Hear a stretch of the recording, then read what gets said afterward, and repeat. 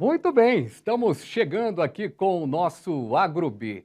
Falar do setor sucroenergético é falar sobre biodiversidade, é falar sobre a produção de cana-de-açúcar, é falar sobre o etanol, é falar, sobretudo, de desenvolvimento da área agropecuária. É sobre este setor que o AgroB vai falar agora.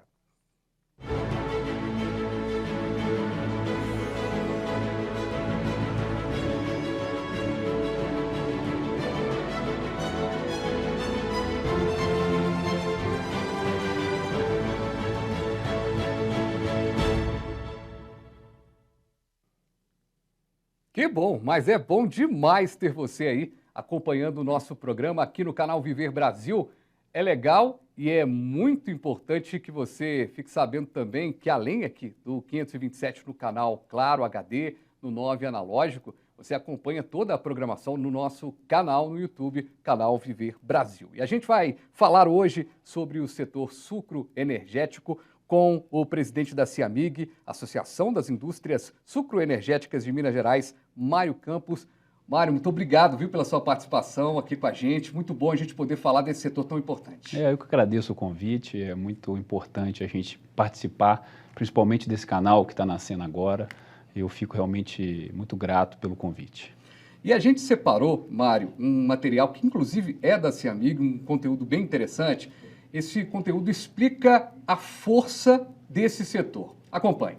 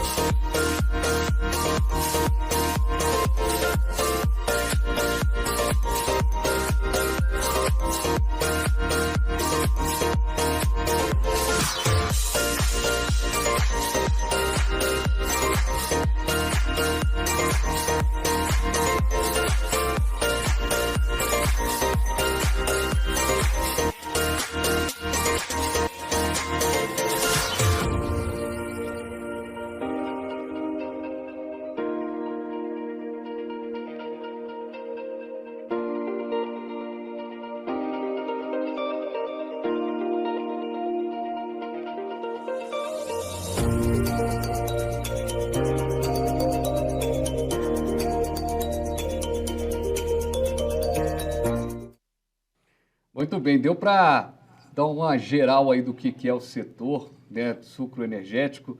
Mário, quando a gente fala assim, o Brasil é produtor de cana-de-açúcar, ninguém tem a sã consciência, nem quem está no setor, de quanto é forte, pode ser mais forte ainda, né? Não, com certeza, nós somos 360 usinas, né, unidades produtoras de cana-de-açúcar no Brasil, estamos em mais de 20 estados brasileiros, né, uma concentração aqui na nossa região centro-sul do Brasil, né, São Paulo, Minas Gerais, Goiás, Mato Grosso do Sul, Paraná, mas também tem uma história também com a região Nordeste, ali, Pernambuco, Alagoas, Paraíba. Então, ou seja, realmente é um segmento que movimenta o interior do nosso Brasil. E a gente vai começar então, são 3 vertentes, e a gente mostrou ali nesse vídeo que eu acho que dá um apontamento legal. Tem 3 pontos em que a gente precisa abordar aqui para apresentar esse setor. Você que está chegando agora aqui no canal Viver Brasil, no AgroB, é muito bom ter você aqui exatamente para você compartilhar essa informação também, ter mais conhecimento sobre o mundo agro, e é um setor hiper mega importante. Falando primeiro da questão da produção de açúcar. O que esse setor hoje representa para Minas Gerais e para o Brasil, Mário? O Brasil é o maior produtor de açúcar do mundo, o maior exportador também desse produto. O açúcar que é um dos produtos mais protegidos no mundo, consumido aí no mundo todo. E aí o Brasil começou lá atrás, né? Ou seja, a gente aprende na história, né? E nós somos um grande exportador, importante, muito importante para a nossa balança comercial. E o açúcar é um produto interessante, porque ele já tem um mercado consolidado. Muitos podem falar, né, o consumo de açúcar está reduzindo. Ele está reduzindo em algumas regiões do mundo, mas está crescendo em outras. Então, ainda hoje, a produção, o consumo de açúcar no mundo, ele tem um crescimento. É um crescimento junto com a população mundial, mas é um crescimento em 1,5% ao ano. Então, ou seja, ainda tem um potencial muito grande para explorar na produção de açúcar, que é um alimento. E é uma fonte de alimentação, como o senhor destacou, e força também em termos de números econômicos mesmo para o setor. A gente pode imaginar também uma ramificação dentro da produção de açúcar, uma vez que tem esse novo perfil de consumidor? Sim, com certeza. Nós temos hoje, por exemplo, aqui em Minas Gerais, produção de açúcar orgânico, né? Açúcar orgânico, a gente entra na característica da produção, de como ele é produzido. Então, esse também de conceito de orgânico também entrou na nossa produção. O Brasil, que além de produzir o açúcar convencional, também um açúcar branco, né, que é a dona de casa, que o consumidor já está acostumado. Nós temos também outras formas de produto, como o açúcar orgânico, que também hoje está sendo muito aceitado. E junto com o orgânico também nós temos um açúcar demerara, né? Tem um açúcar branco e o açúcar, aquele açúcar mais marrom, né? Que muitos consumidores também têm optado por esse produto. Hoje, quando você vai no supermercado, vai lá na gôndola do supermercado, há várias opções de açúcar para o consumidor brasileiro. E o açúcar também acaba sendo uma retroalimentação dentro da própria indústria, que utiliza demais para os produtos, né? Com certeza, né? A gente tem hoje Minas Gerais, que tem na indústria de alimentos, né, uma força muito grande. É um dos estados também onde a cultura ali do doce, né? A gente tem uma cultura do interior ali de fazer o doce, né? Goiabada, o doce de leite. Então a gente realmente tem uma condição diferenciada e a indústria mineira, a indústria brasileira utiliza muito o nosso produto. Então, às vezes, a gente produz o açúcar e vende para a indústria nacional e a indústria nacional exporta um produto que contém um açúcar. Então, o açúcar é exportado das duas formas, seja no produto mesmo ou juntamente, né, num produto de alimento ali pronto. E você que está em casa, qual que é o seu açúcar preferido, hein? O açúcar aquele tradicional, posso chamar de tradicional, né? O tradicional, aquele, o consistente mesmo, aquele que você coloca no café, passa ali igual a maioria das pessoas, tem o açúcar mais refinado, o açúcar demerara e outras ramificações, sempre buscando, né? E tem um ponto importante, porque muitos podem dizer, olha, eu não consumo açúcar. Nós, da indústria açucareira, também defendemos o consumo equilibrado. Tá? Em todos os momentos da nossa vida, a gente também não pode abusar demais do consumo. Então, a gente defende, sim, o consumo equilibrado. Alguns anos atrás, nós lançamos uma campanha chamada Doce Equilíbrio, que era justamente para defender o equilíbrio, ou seja, não descarte o açúcar é um produto importante. E tudo em excesso faz mal. Então, a gente também defende o consumo equilibrado de açúcar. Então, não deixe de consumir açúcar. É claro, tem pessoas que não podem, mas né, justamente consuma de forma equilibrada e aí você pode realmente aproveitar a doçura que é o açúcar. E para a gente entender um pouco mais sobre esse setor de açúcar, aliás, é um assunto que a gente pode futuramente fazer até uma série aqui no AgroB para falar do açúcar, porque o açúcar é uma ramificação, mas hoje a gente tem essa missão de apresentar o setor agroenergético aqui no programa. O açúcar vê, por exemplo, as outras questões, as outras ramificações como os adoçantes, as outras especiarias, como concorrentes ou já tem aí uma forma de se unir? Não, eu acredito, já existem produtos onde você tem a união das duas coisas, né? Inclusive, algumas marcas de refrigerante já tentaram, aí no passado, lançar produtos onde havia uma mistura entre adoçantes e açúcares, né? É claro que muitos consumidores, o açúcar é um produto sensacional porque ele dá sabor ao alimento, é difícil substituí-lo de uma forma concreta. A indústria está tentando, porque o consumidor ele também quer, de certa forma, reduzir o seu consumo calórico, mas é muito difícil. Então, o açúcar, ele dá o ponto dos alimentos, ele dá o sabor dos alimentos e, dessa forma, o consumo, como eu disse, continua crescendo no mundo todo. Claro, nos países desenvolvidos, a gente tem uma redução gradativa do consumo. E disso a gente tem mais oportunidade ainda para o nosso setor aqui no Brasil. E como é que está o açúcar hoje em termos de balança internacional? Qual que é o raio-x que a gente pode fazer desse setor, uma vez que temos ali a questão de agregar valor, o açúcar passa por isso também, o que tem sido feito a respeito? Bom, primeiro, como eu já citei, Brasil é o maior exportador de açúcar. Nós temos aí em torno de 50% do mercado mundial de açúcar. Veja a importância desse produto para nós aqui do setor no Brasil. E um outro trabalho que nós fazemos em parceria com o governo é proteger esse produto ao redor do mundo, porque muitos países, infelizmente, adotam subsídios para a produção e acaba interferindo nesse mercado. Então, nós temos aí, nos últimos anos, nós tivemos painel, por exemplo, na Organização Mundial do Comércio, contra a União Europeia, contra subsídios. Recentemente, ganhamos um painel aí contra, pelo menos tivemos uma primeira decisão favorável contra a Índia, que é o segundo maior produtor de açúcar do mundo e subsidia a sua produção, e ela foi, realmente, a gente conseguiu conquistar no painel da OMC contra a Índia para defender o açúcar brasileiro. Dessa forma, eles têm que reduzir o subsídio e aí não conseguem concorrer com o Brasil, porque o Brasil, além de produzir, de ser o maior produtor e o maior exportador, ele tem o menor custo de produção também do Brasil, é por isso que a gente tem uma condição diferenciada aí pelo mundo e, de certa forma, também conseguimos aí cada vez mais agregando valor e oferecendo esse produto que nos traz uma rentabilidade e uma possibilidade de reinvestimento dentro do setor. Falamos do açúcar, essa importante frente de negócio do setor sucroenergético, e agora vamos falar sobre o etanol, que nem sempre foi chamado de etanol, né? Tem até uma história por trás disso, né? Com certeza, né? Hoje o etanol um dia já foi álcool, né? Uhum. Aliás, é muito difícil para muitos do setor que estão há muitos anos chamar o álcool de etanol, né? Mas foi uma forma da gente...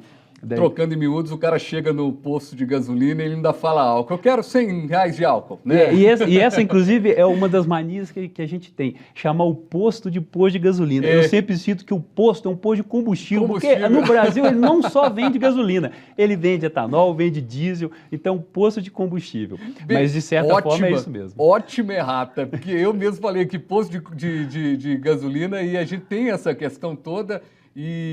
Mas, de alguma forma, teve uma mídia muito grande em cima disso, um trabalho até de marketing em relação ao etanol, que foi provar para as pessoas que ele era um combustível de qualidade, de excelência, né? Com certeza. Eu sempre falo que no agronegócio a gente tem um desafio, e nós que somos da agroindústria, ou seja, a gente agrega valor ao produto do agro, que é a cana-de-açúcar, a gente tem um desafio de vender e não ser comprado. Né? Então, a gente precisa etanol. O etanol de uma usina é igual ao etanol de outra.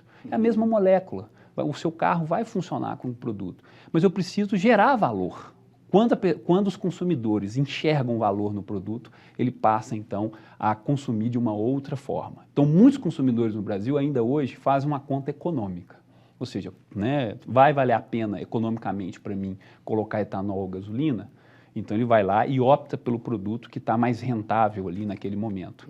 Mas a gente já conseguiu também, com esse viés ambiental, mostrar que o nosso produto limpo e renovável tem um valor. E esse valor, com certeza, ele tem que ser ali determinado e ele tem que ser valorizado ali pelo consumidor. Então, mesmo em período onde o etanol estava mais caro, e a gente está vendo ainda hoje etanol mais caro que a gasolina proporcionalmente, a gente observa um consumo consistente do produto. Quer dizer, ou seja, a gente conseguiu colocar no mercado realmente esse conceito ambiental, um conceito de valor no produto etanol hidratado. Agora, o etanol, ele tem uma dificuldade agora de previsão para esse ano de 2022 que, de repente, não vai conseguir suprir a produção que seria necessária. Esse problema de produção pode gerar um problema de final das contas na bomba, como o senhor está destacando, que ainda é mais caro que a gasolina? Olha, o Brasil, em março de 2003, teve uma mudança, uma inflexão, né, no seu mercado de combustível, que foi importantíssimo. Na década de 80, muita gente lembra do carro a álcool. Você chegava na concessionária, era difícil comprar algo, você tinha que optar ou um carro a álcool ou um carro a gasolina. Sim, né? sim. Em março de 2003, uma montadora lançou o carro flexível, FlexFuel, ou bicombustível. Ou seja, naquele momento você comprava um carro e a opção da escolha do combustível se dava no posto de combustível.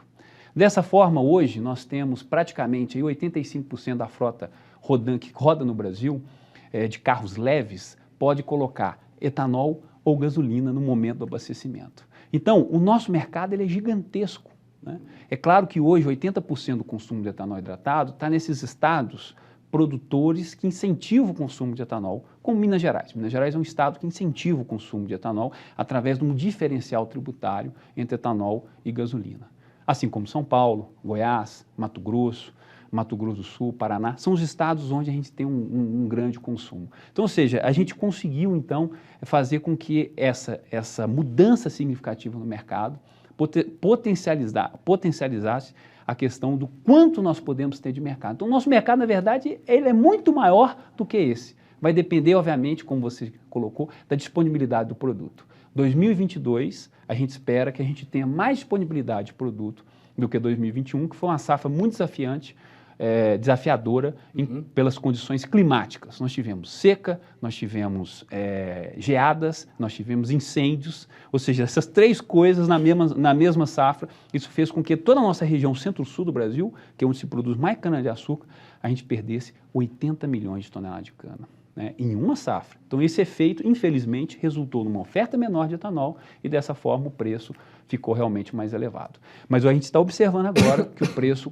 começou a cair para o consumidor e já a gente vai ter realmente um etanol mais competitivo e o consumidor vai voltar a abastecer de uma forma significativa aí os seus tanques dos seus veículos com etanol. Trocando em miúdos, a gente terá então um preço mais alto no final das contas nesse ano, a previsão devido a esses intempéries todos? Não, a nossa tendência, o que a gente está vendo agora, é preço mais competitivo para o etanol, tá? E ao longo do ano, com maior oferta, a gente acredita que esse ano a gente vai ter uma maior participação do mercado do que nós tivemos em 2021. E agora, o outro ponto importante da gente falar do sucro energético é falar de biodiversidade, que aí junta essa questão toda envolvendo o etanol, envolvendo a produção de açúcar, envolvendo todo o setor. Como é que a gente tem mostrado para o mundo que a biodiversidade pode ser o nosso caminho? Com certeza. Essa é fundamental para o nosso setor. Nós tivemos no Brasil, em 2012, a aprovação do Código Florestal. Né? O Código trouxe uma pacificação em tudo que a gente ouvia e discutia no Brasil. Então, a gente tem uma regra clara que está sendo cumprida. E o nosso setor é um setor muito organizado e está cumprindo à risca esse Código Florestal. Né? Então, nós estamos basicamente na região de Cerrado, né, onde a gente tem que separar 20% como reserva legal. Né? Então, a gente faz isso. Como a gente tem uma área um pouco concentrada e maior em torno da unidade produtora, porque a cana-de-açúcar não pode ser transportada em distâncias muito longas, né, porque ela tem que ser colhida e processada de uma forma rápida, a gente consegue fazer conectividade de áreas, né, de matas, de florestas, de forma que ali você tem um corredor ecológico. E, além disso, a gente procura ter o conceito na nossa agroindústria de economia circular, ou seja, eu não perco nada. Né? Então, eu pego a cana-de-açúcar, antes a gente queimava a palha da cana para possibilitar o corte manual. Hoje, o corte é mecânico, ou seja, utilizando máquina, não precisa queimar a palha da cana. Inclusive, na palha da cana, existe muito valor nela, podemos, por exemplo, fazer energia elétrica, como a gente faz com bagaço, mas a palha tem o seu objetivo ali ficando no solo, manter a umidade do solo, que é muito importante para nós. Então, ou seja, a gente não perde nada, então a gente não queima mais a cana, tá? Queima um pouco, talvez, no Nordeste, em função da declividade. Ali não tem jeito de você mecanizar, e aí você tem alguma queima de cana, mas muito pequena no Brasil. A maior parte dos estados hoje não tem mais essa queima da cana. Depois essa cana-de-açúcar vai para a usina, a gente produz os produtos, do bagaço, né, depois da moagem, a gente produz energia elétrica para a produção e vende o excedente. Né? E Ou depois... está tudo dentro de um pacote sólido. E da filtragem do caldo tem a torta de filtro, que é um biofertilizante. Da produção do etanol eu tenho a vinhaça, que é rica em potássio. Potássio é das necessidades, né, de qualquer planta, e a gente faz a fertirrigação no solo, e estamos entrando agora na produção de biogás através da vinhaça. Então, ou seja, a gente tem esse conceito de economia circular para que a gente não vai perder nada, né, da potencialidade da cana, e é isso que é muito importante dentro desse conceito nosso de agroindústria sustentável, né, ou seja, preservando o meio ambiente e trazendo também para o conceito industrial esse conceito de economia circular.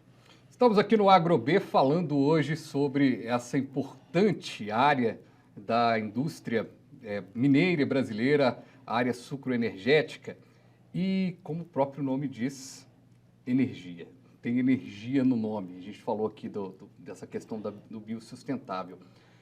Na sua opinião, Mário, o avanço do agronegócio brasileiro passa por energias renováveis e a busca por isso está acontecendo? Com certeza, né? A gente tem um agro, né? O alimentar e o agroenergético, né?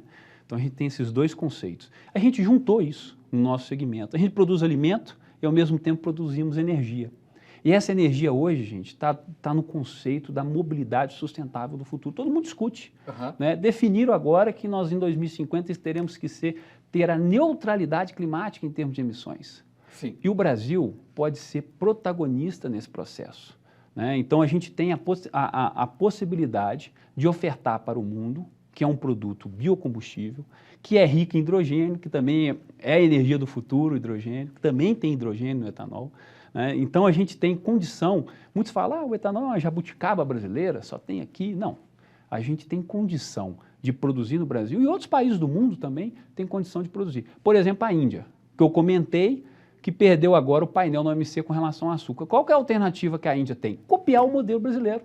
Um país com aquela população imensa, com uma frota imensa, importador de petróleo, por que não produzir também etanol, misturar na gasolina ou ter etanol puro também nos postos de combustíveis para ofertar para a sua população. Então, estamos fazendo esse programa também de internacionalização do nosso modelo, não é do produto, é do nosso modelo de produção, para que outros países também possam produzir. Assim como a Índia, tem Tailândia, África do Sul e outros países que podem também, Colômbia, também podem copiar o nosso modelo, e aí o etanol é também uma opção para o futuro da mobilidade sustentável. Não é só carro elétrico a bateria, também é biocombustível. Muito bacana. A gente conseguiu nesse primeiro bloco, que fizemos até um pouco mais extenso, exatamente para poder apresentar esses vetores, e no segundo bloco eu queria abordar com o senhor quais são as perspectivas para 2022. O ano está começando, tem pandemia ainda, mas o que a gente pode esperar desse cenário? A gente vai para o intervalo e já voltamos.